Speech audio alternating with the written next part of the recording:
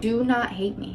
Looking at this book again, I don't really remember much. I remember feeling like I don't like this small town romance. Someone needs to explain this to me because maybe I have to reread, okay?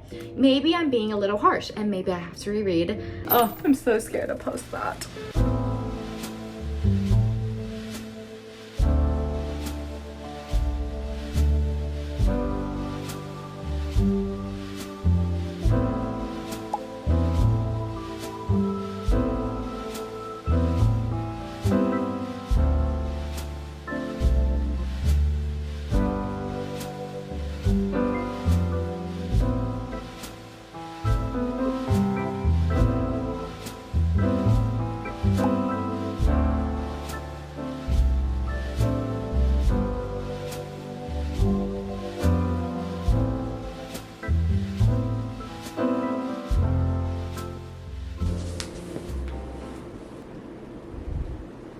Well, hello. We haven't sat in front of the camera and chatted, so I'm just so excited to actually be talking to you today. And obviously we're doing our Emily Henry. I am about 50% of the way in. I'm on page 218. I feel like first impressions, I really loved the setting. I feel like right now I've been out in the sun, it's very summery, and I feel like this is just the perfect book. And ironically, the first pages I read are about three best friends who met in college and just felt like they were soulmates. And when I started that, I was actually in Key West reading it with two of my best friends, and I thought that was just so cool because I also met them in college, and it just felt very surreal and kind of like right book, right time, right people. I love the jump from like her happy place and then like back in time and kind of how it's unveiling how everything's been going on. They're like 30, but I love how they act like they're like 19, 21. Like they've never stopped acting the way they acted in college, and I think that's so funny. Like I love Cleo. I feel like they're all just like very unique. The way Emily Henry writes, I have never knocked her writing. I have never knocked her writing. Her writing is beautiful. It's so good, and the way she writes characters makes them feel so real.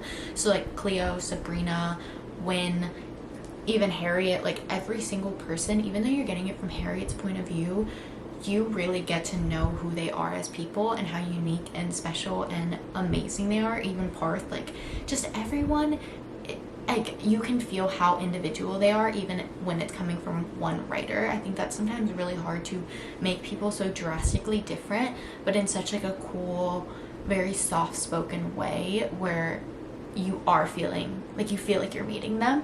So I think that's so beautiful. And again, I mean, Emily Henry's writing.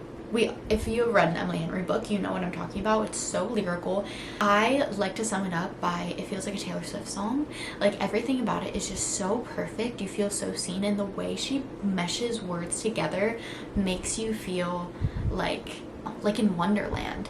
Let me preface, Harriet and Wynn broke up and they didn't tell their best friends, and so now they're all stuck at this place together and they have to act like they're still dating. And I think when I first started reading this, I was like, oh, this is gonna be good, like I really like where this is going. I got very excited, and is it bad to say I don't like them? I know I just said how descriptive they are, but I didn't say if I like them or not.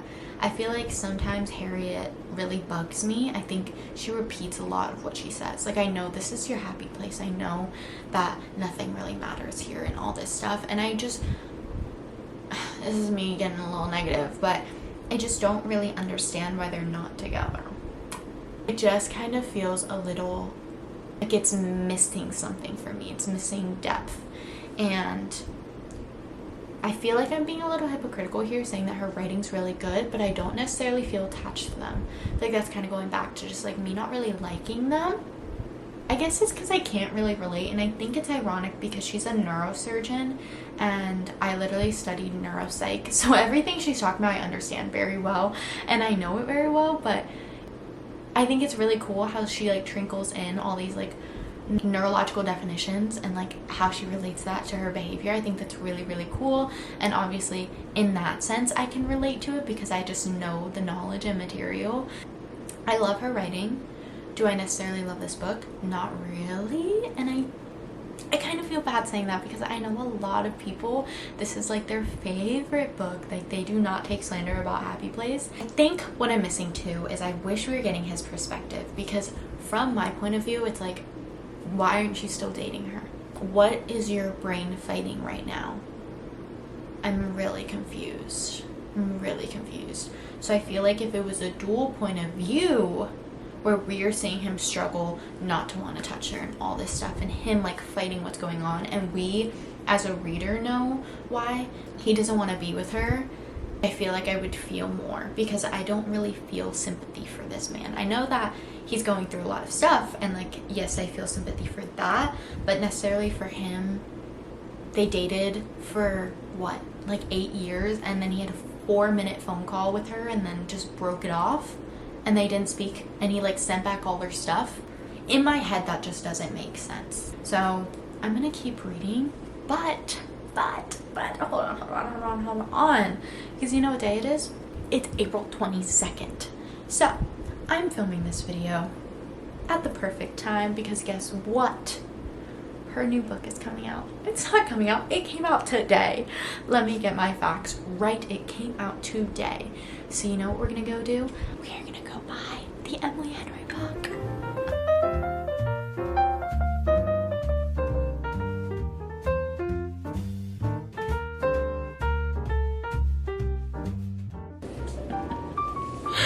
Oh my goodness. I feel like I haven't been very excited to read Emily Henry, and this is me excited.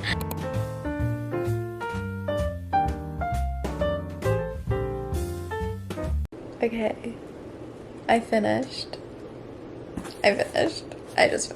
I have so many thoughts, but I think I'm just gonna sleep on them. But let me just say I'm thinking. Wow. What a turnaround. Happy Place is done.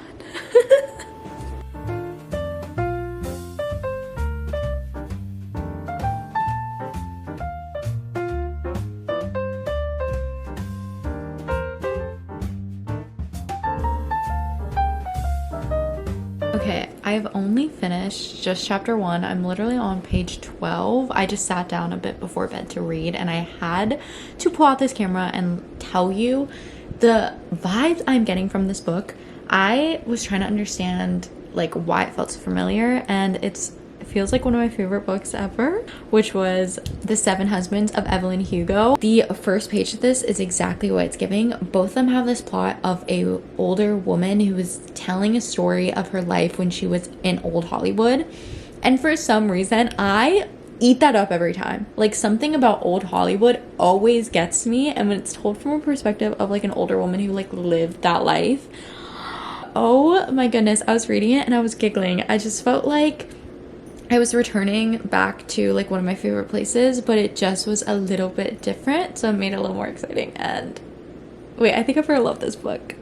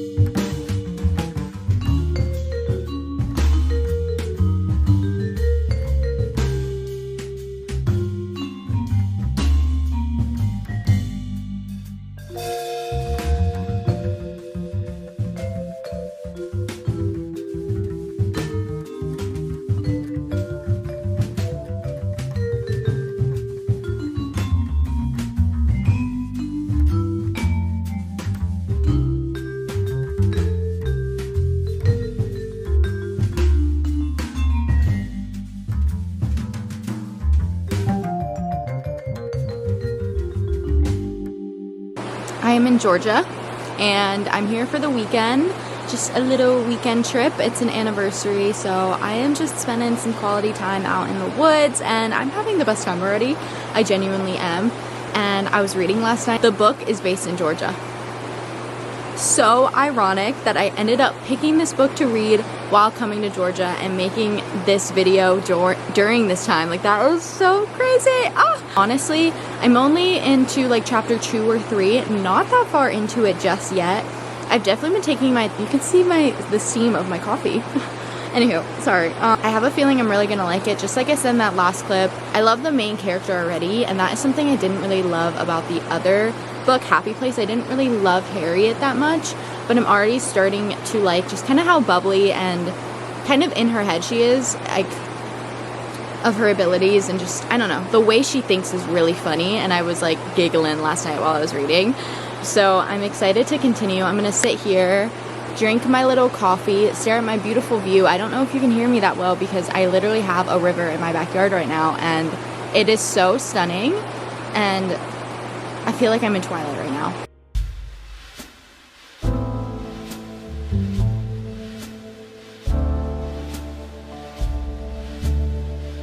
Guys, this book is so good. I just read like 40 pages and I didn't even look up.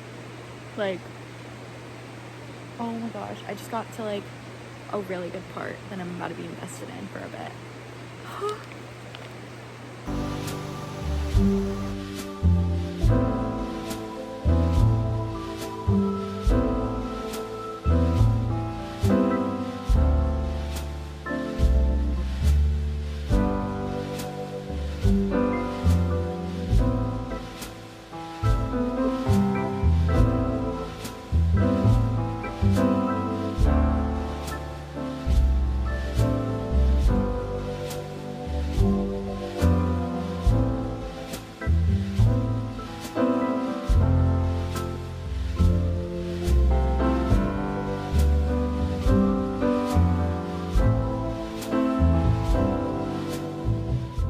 This is a crazy sentence. Get a load of this one. Margaret felt as if the story of her life had been written onto a piece of paper she'd only just now realized had been folded in half. And then, but as soon as his strong arms came around her and his heat and scent hit her, it was as if she'd hopped universes, moved parallel into one where the plan had always been to kiss him, just as his had always been to kiss her.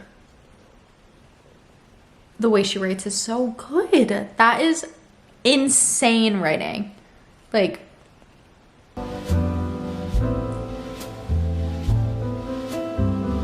in total, I read 2 Emily Henry books until I got a 5-star read. Ooh! But honestly, I didn't know what to expect. I have been filming this video for about a month. I read Happy Place by Emily Henry. I can't find my book, so Happy Place by Emily Henry. And right after that, I went and read Great Big Beautiful Life, which is the newest book she released. Let me get into kind of like how I felt about Happy Place. I mean, I explained pretty much exactly how I felt during it, and I don't think I need to elaborate too much. I did give the book 3.75. I really didn't mind it. I just couldn't necessarily get into it. I thought it was still a very good book. I definitely recommend that book. I just necessarily didn't love it and like would rave about it. The reason why it took me so long to film this video is that it was kind of getting me into a book slump. Yeah, I don't know. I have no idea. I started reading it when I was in the Keys, and it took me like 3 weeks to get through that book, and I had to take a break and get into fantasy, and I read A Court of Wings and Ruin during that time where I was also kind of reading Happy Place. So I don't know, maybe it was just like not as high stakes, and then I kind of got distracted from like a very high stakes book to something that was just like a little more like, oh, this is summer, it's fun, but there is some drama. So it was definitely 2 different genres and 2 different types of book to be reading back and forth. I do want to pop in here and say that the last, I think 40 pages or something, maybe 100 of Happy Place, I was very invested because now all the answers I've been wondering were getting answered, and I was actually understanding them more. Then I enjoyed the characters when I knew all the backstory, but that was like the last 40 pages. But that's like why I was so happy at the end, because I finally like could grasp things and understand.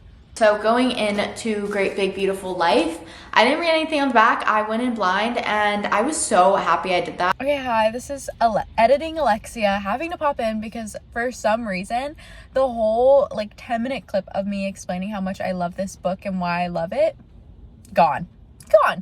So I'm here and I'm just gonna give a quick summary. So sorry. I love that book so much. The jump back and forth between Margaret and Alice and Hayden. So if you haven't read this book, basically it's an older lady who, old Hollywood family, was like super rich, in the media, all this stuff. She disappeared from the public eye for 20 years and now she's ready to talk about her life, explain what it was like being her. Everyone saw her as like they were the Kardashians, and you have two journalists up for the opportunity to write this book for her. So their personalities are polar opposite. She's optimistic, she's clumsy, she's funny. He's stone cold, grouchy man. And watching the two interact was so fun to watch, and especially when they were first getting to know each other, it was really fun. My only con about this book that I didn't really love was the fact that they fell in love so quickly. I was reading and all of a sudden they're making out. And I was like, wait a second. That doesn't make any sense, because what just happened? Like, I was very confused and I didn't understand. They're also like in their 30s, so I guess like when you're older, you just fall in love quickly. I don't know. It definitely was weird at first, but the more like you read and like understood them, it made a bit more sense. But I was definitely thrown off for a loop, and I don't know if I love like instant connection like that. I'm definitely like a slow burn type of person, so having to like go with that for a bit was a little weird for me. And I know a lot of people hate like the Margaret version, like the story part of this book, because it's split back and forth between her story and the current time period. And honestly, that was my favorite part, was Margaret. I don't know if that's like a hot take, but I loved hearing about like the history and the family and all the rich people things and stuff like that. Like, I enjoyed it a lot. I love both parts, but that was just like really fun to get to know. And there was a mystery going on as to like why she wasn't telling them everything. There was like secrets she was keeping from them and they were trying to solve it. So that was like such a cool aspect of like trying to uncover it with them and know that the things that she was saying was important. Like, you know, you're reading it and knowing those facts for a reason. And I really love that. I don't know why people hated that. I thought it was so fun and it kept me engaged and into it, and I read the book like very fast for that reason. So I don't know why people hate it, but I kind of loved it. The next clip just jumps into me saying some quotes I really loved, so we're just gonna hop right into that and pretend this didn't happen. This is when Margaret is talking about her and Cosmo's love. Cosmo had passed away, Margaret stayed alive, and she is telling their story. So this is Cosmo and Margaret talking. He goes, "What is it about you?" She said, "I don't know. Could it be my family's millions?" He said, "I'd marry you, Peggy Ives, if all you had to your name was a gunny sack and a can of corn." "Are you proposing to me, Cosmo?" She teased him, but his face remained serious. "Sure, why not?" She laughed in disbelief, swatted his chest. "You're not serious." "I am. Marry me." "No." "Why not?" "Because I don't know you," she said. "What do you want to know?" he returned. "I'll tell you anything, and then we can get married." "That's not how this works," she said. "Honey, there's never been a me or a you before. This works however we say it works." Like, if a guy said that to me, "Honey, there's never been a you and a me. Like, we gotta say how it works." Oh my gosh, yeah, I would marry you. Are you kidding me? And the way the story ended was so perfect. I can't. I'm gonna keep talking about this book and never shut up about it. It was actually so good, and wow. I get it, guys. I get the Emily Henry. Like, I will be reading her next book. I honestly didn't read that much Emily Henry. I only read 2 books, but I found my 5-star, and that was the whole point of this video. Read till we find 5 stars, and I just happened to find it on the second one. So that is pretty much it. I hope you enjoyed this video. I hope you enjoyed watching me try to read Emily Henry. found a not so good one and found a very great one. I will catch you guys next time. Mwah! Have a great day. Love you.